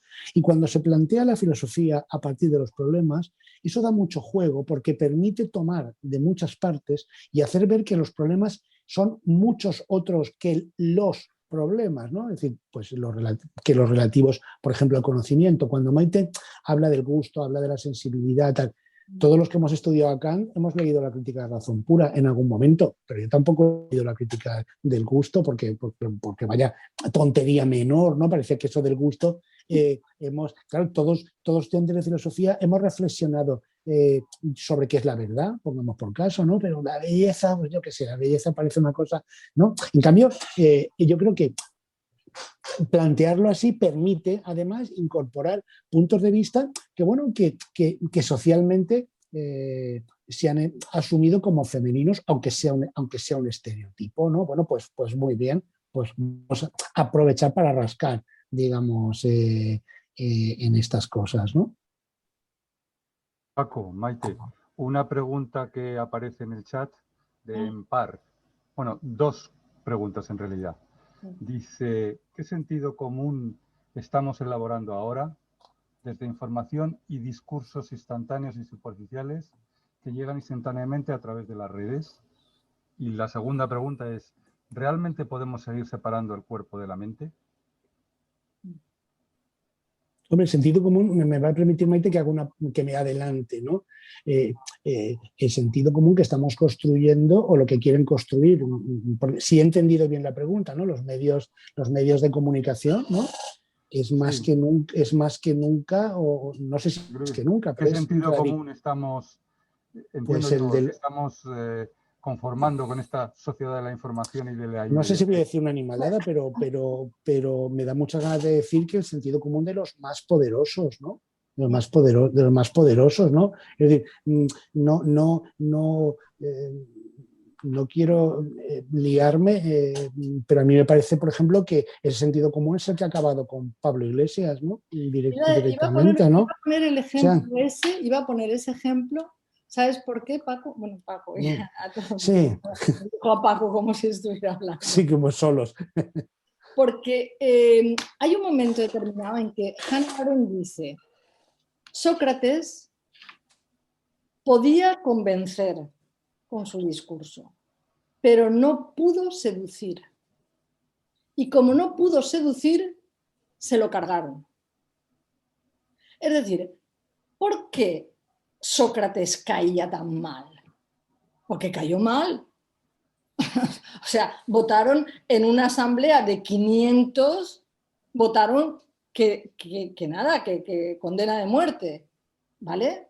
Entonces, está claro que ahí no estamos hablando con los medios de comunicación, vale, pero tuvo que haber un clima, sin duda, promovido por los sofistas, por lo que decían, promovido por los generales estos que estaban más picados que picados por lo de la valentía y tal, y como ellos, otros muchos a los cuales les había, digamos, hecho ver que el sentido común que tenían era un sentido común espontáneo y reflexivo y poco comunicable, pero eso había creado un clima en el cual Sócrates resultaba antipático.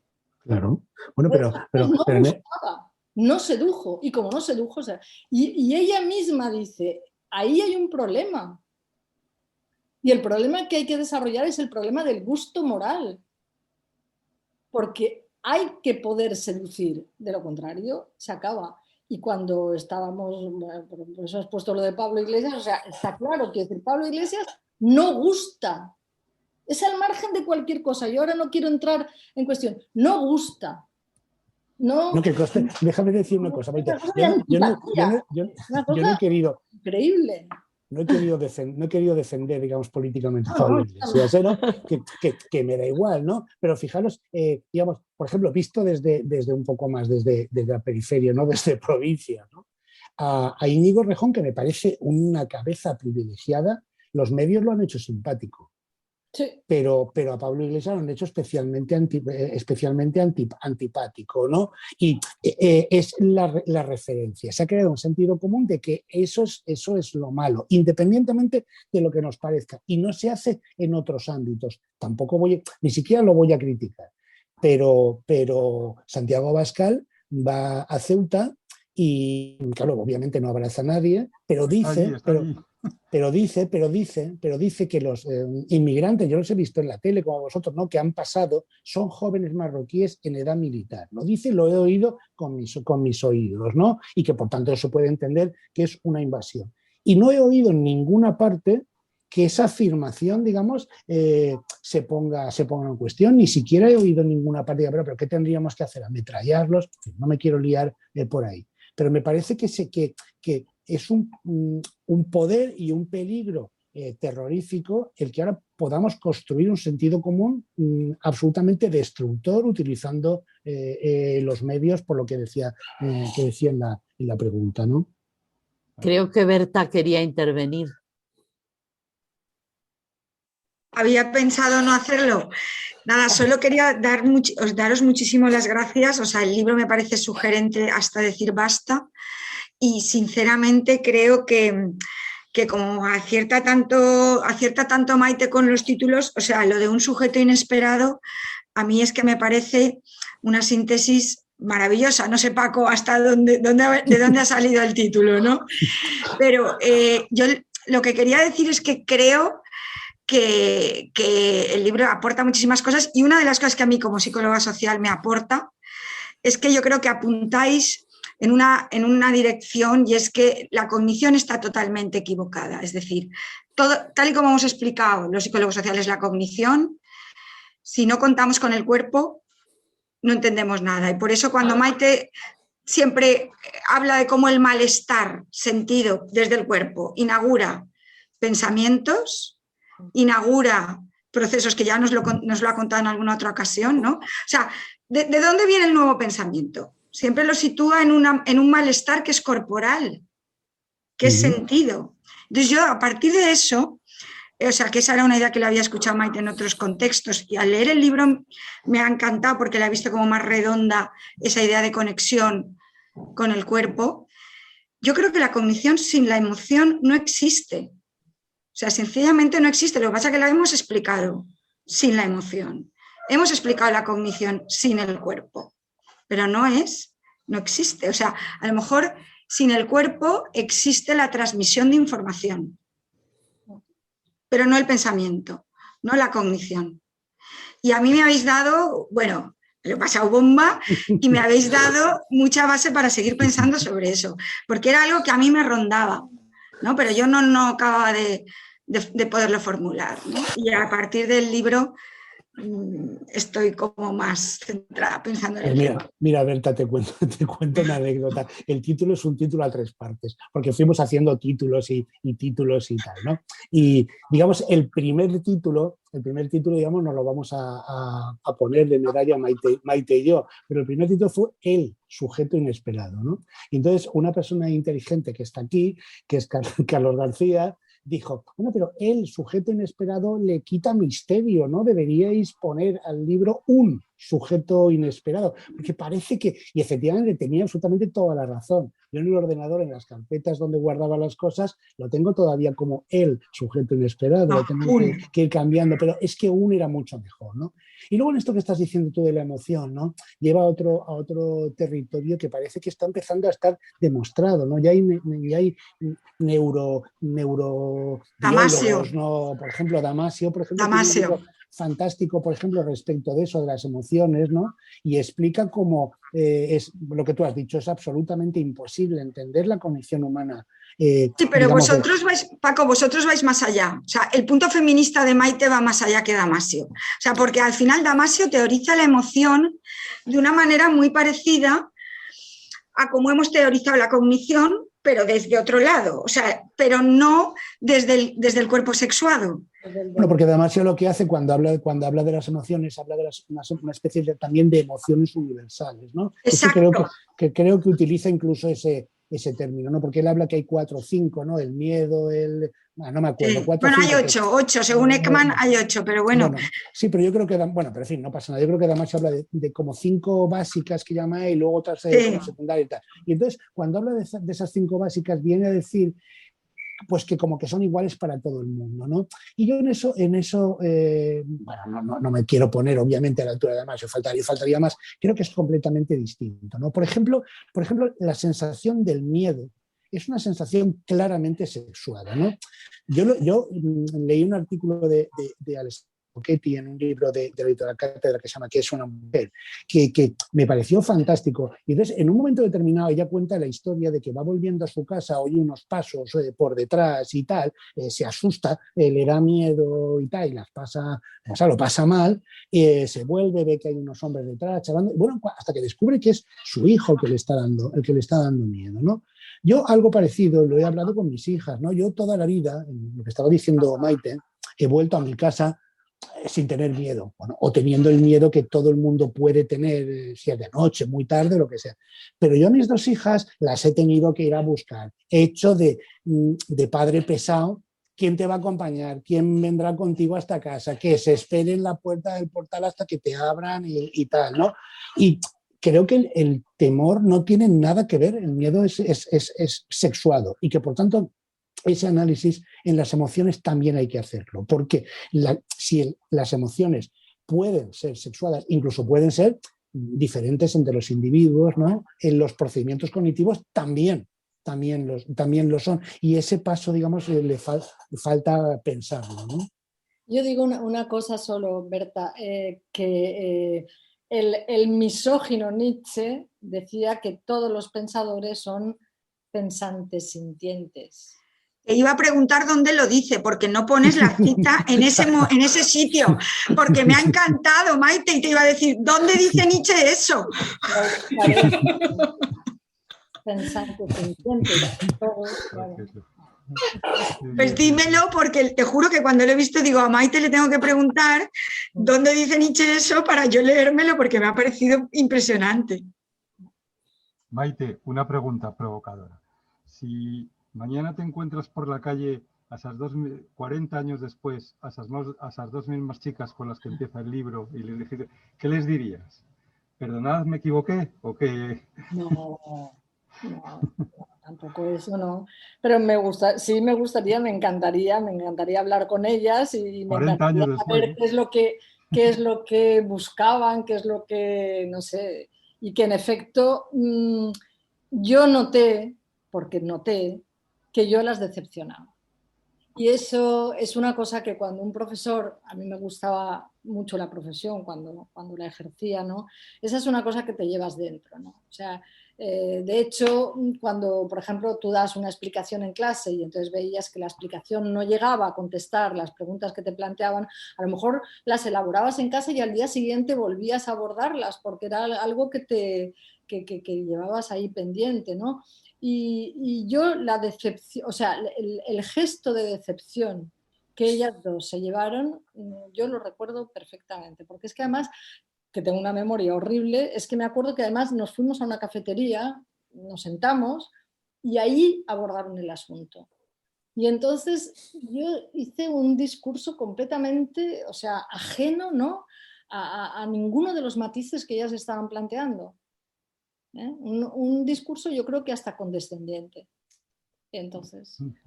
Yo creo, déjame decir una cosa, Maite, yo creo que en la dedicatoria del libro, el libro está dedicado a nuestras alumnas, ¿no? Yo creo que tiene que ver con esto que dice Maite, ¿no? Es decir, en algunos momentos seguro que habremos decepcionado a los. Yo si la anécdota fuera mía, además de lo que dice Maite, yo les daría las gracias a las chicas, ¿no? Y creo que Maite también. Porque los estudiantes te hacen ver cosas que tú no ves, ¿no? Que tú no ves. Esa es de las cosas más estupendas, yo creo que hemos vivido, ¿no? Los docentes, ¿no? Los que nos ha gustado eso, es, bueno, pues que te ponen en un brete, que te preguntan una cosa que tú no te la sabes, que expresan un problema que no está ya ni pasado por la imaginación, que te echan en cara un día una actitud, bueno. Yo creo que eso está muy bien, ¿no? Que los estudiantes son el valor de la educación, ¿no? No los profes, ni los administradores, ni nada. Y siempre puedes decir, he tardado 40 años, pero mira, aquí está la respuesta, ¿no?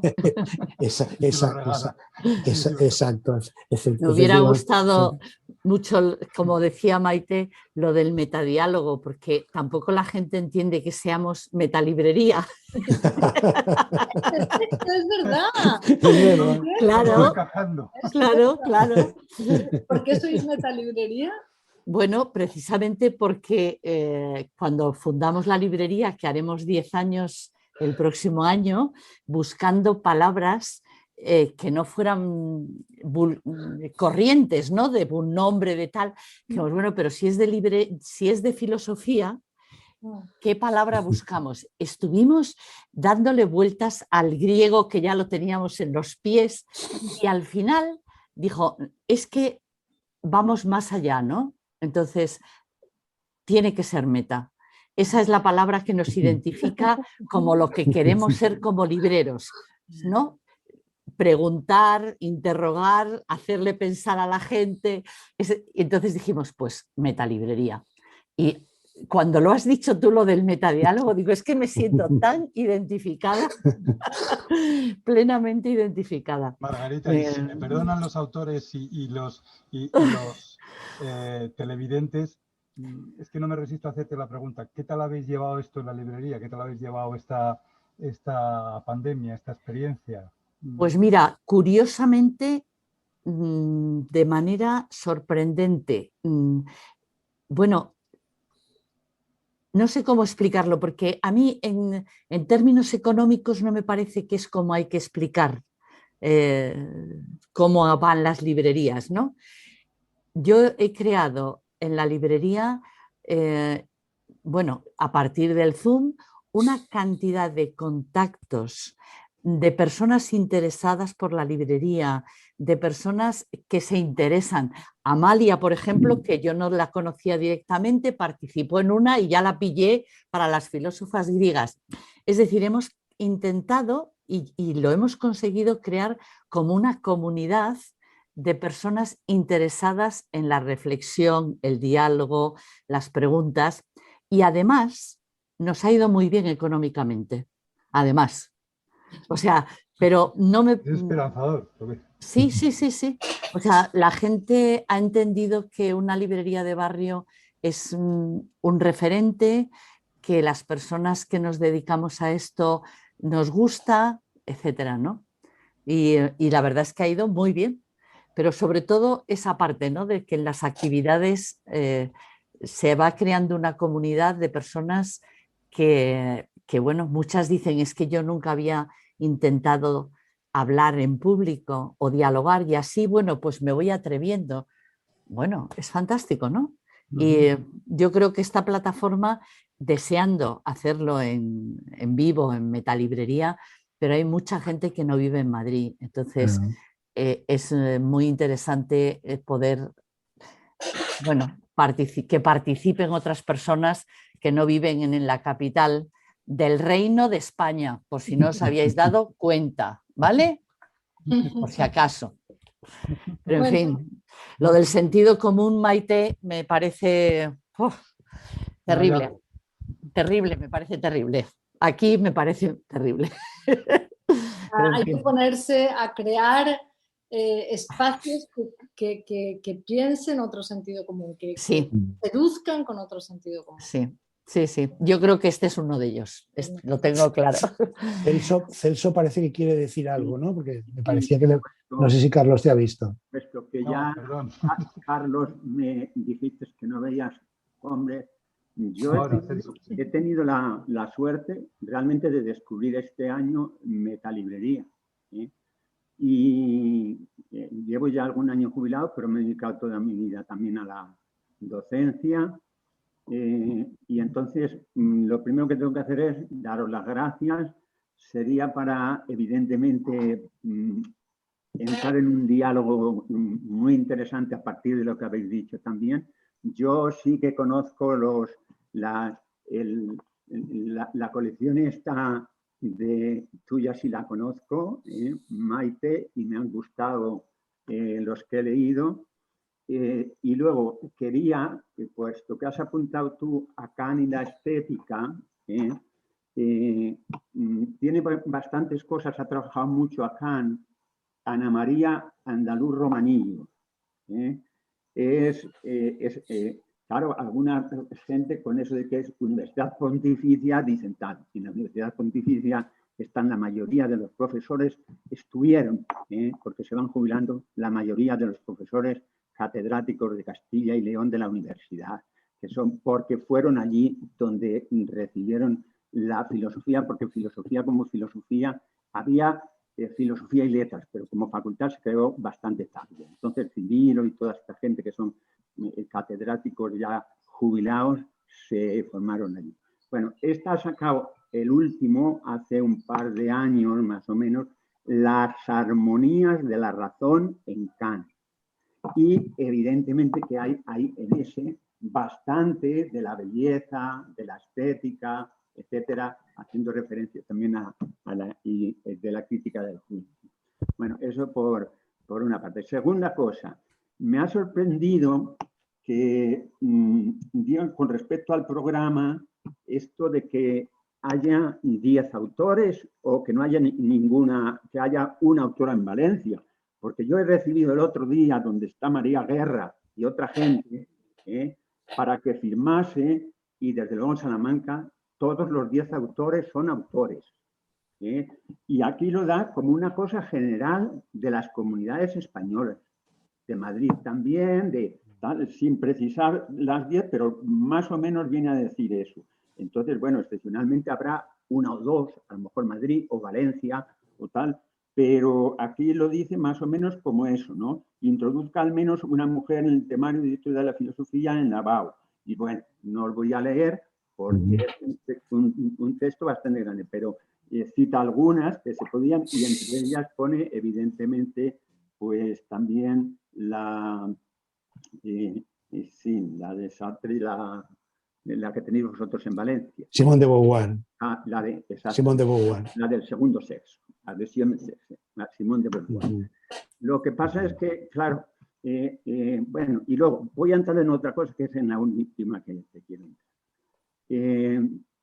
Es verdad que se ha enseñado mucha historia de la filosofía, pero yo creo que yo llevaba unos 30 años, empecé dando historia de filosofía.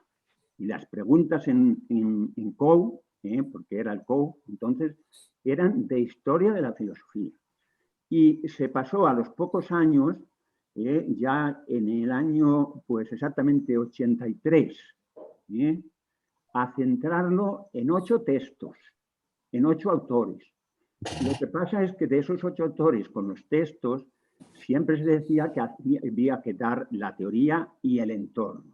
Mi experiencia y la experiencia de la mayoría de la gente es que empezábamos con el entorno. ¿Cómo no empiezas con los presocráticos para explicar a Platón? ¿Cómo no explicas a Sócrates? ¿Y cómo no explicabas un poco de Platón? Y cuando llegabas al texto de Platón, o a la mayoría de los textos, sobre todo últimos, Nietzsche, etcétera, llegábamos con rapidez y casi eligiendo, porque a lo mejor de alguno eran 20 páginas, eligiendo párrafos más interesantes, porque siempre se decía que como los textos, algunos difíciles, se les iba a poner siempre uno que fuese inteligible. No quiero, a lo mejor, si parece bien, bien, si no, solamente pondría un ejemplo. Yo me di cuenta de que los textos para los chicos eran difíciles de leer porque, sobre todo, porque había ya de entrada, como en las matemáticas para muchos, el prejuicio de que esto es muy difícil, esto no es para mí. Yo dando, por ejemplo, lógica, había chicos que se separaban de la lógica y cuando luego, digo, por la tarde vosotros aquí conmigo, iban y algunos de los chicos listos cogían la lógica tan rápido como los mejores de la mañana. O sea, que esta cercanía que Maite marca muchas veces en sus libros del educador, de que la educación es fundamentalmente también un poco, de alguna manera, entrar en lo que podríamos llamar no solamente los contenidos, sino también en la persona, en la relación personal, etcétera, influye mucho, mucho en la educación de la enseñanza. Y lo último que digo es que ACOU se prepara con tercero de bachillerato. Y tercero de bachillerato no tenemos selectividad ni nada. Tercero de BUC, que ahora es el primero de bachillerato. Y aunque hay un temario, hay cierta flexibilidad. Y en esa flexibilidad yo siempre ya empezaba con que tenían que hacer algún texto pequeño, alguna disertación, porque nosotros en la que creamos un poco la Olimpiada Filosófica, y ahora está en toda España, y ahí es. Hay una, para los chicos de bachillerato, le proponíamos una disertación filosófica. Y hay disertaciones filosóficas muy bien hechas, muy bien hechas por los chicos. Por tanto, se empiezan primero, se les hace leer, pues un librito a lo mejor que les atrae y en esto cambia. Hoy ya no vale el libro, por ejemplo, de Sabater, a lo mejor Ética para Amador, que a mí en mis años al principio me dio un buen funcionamiento. En los últimos años vi que ese libro ya no valía, o valía mucho menos. O sea, hay que entrar en el juego de eso. Perdón porque he sido un poco largo, pero muchas felicidades a todos. A Metalibrería. ¿Por qué Metalibrería? Yo estaba pensando, porque es algo más que una librería, ¿no? Como la Así es. Así es. ¿No? Muchas gracias, Celso. Muchas gracias a todos, de verdad. Y perdonad si ha sido un poco más largo porque... bueno, perdonad, una cosa. Yo creo que en España las revistas de filosofía hoy casi no se encuentran. Tienes que ir a los departamentos de universidades, que se publica mucho, para leer eso. Yo voy a Francia, o incluso llegan a Madrid, a Salamanca no llegan, y veo, para leer los chicos y todo el mundo, Philosophie, Magazine. El famoso Magazine Littéraire siempre ponía unas 20 o 25 páginas en la mitad de la revista que eran de un filósofo o de una filósofa. Y ahí tenéis, mira, por ver alguno, que ahora ya no se llama así, se llama Lire Magazine Littéraire. Lire antes era Magazine Littéraire. Pero bueno, pero tenéis pues muchas, por ejemplo, pues Hannah Arendt, Simone de Beauvoir, aquí está, por ejemplo, veis que es de Magazine Littéraire. Y sin embargo tenéis 20 páginas de Le Monde. Hay un extraordinario al mes que hace lo mismo. El de Figaro hace lo mismo. Quiere decir, hay un montón de revistas en Francia que están dedicadas a gente que para los profanos en filosofía, como dice Maite, para los aficionados, porque hay catedráticos de filosofía que cuando yo les he pasado a alguno de los que estaban escritos me han dicho, está muy bien, está muy bien. Por ejemplo, el de Kant se lo vi a esta profesora, que la conozco bien también, y me dijo que estaba muy bien hecho, y ella tiene bastantes publicaciones de Kant. Y el de metafísica, cuando le di, no me acuerdo, o el de lógica a Wittgenstein, me dijo que tiene mucho renombre, que también. Y yo creo que en algo de eso sí estamos nosotros un poco carentes en España, me parece. Gracias, Celso. Nos dan las 9 de la noche hoy. Por eso lo... Como es de día no nos damos cuenta. Así es. Pero bueno, ha sido una tarde muy aprovechada. Muchísimas gracias a Carlos, aunque gracias, te han dejado hablar poco, ¿eh? Pero en fin. Ya digo que el diálogo entre Paco y Maite es un torrente ya. Y sí, es fantástico. Pero bueno, yo aspiro a que se repita, ¿vale? En algún otro momento. Y muchísimas gracias a todos y nos vemos próximamente ya el lunes. Tendremos otra actividad que ya os llega, además muy adecuada porque es sobre el tema de las fronteras.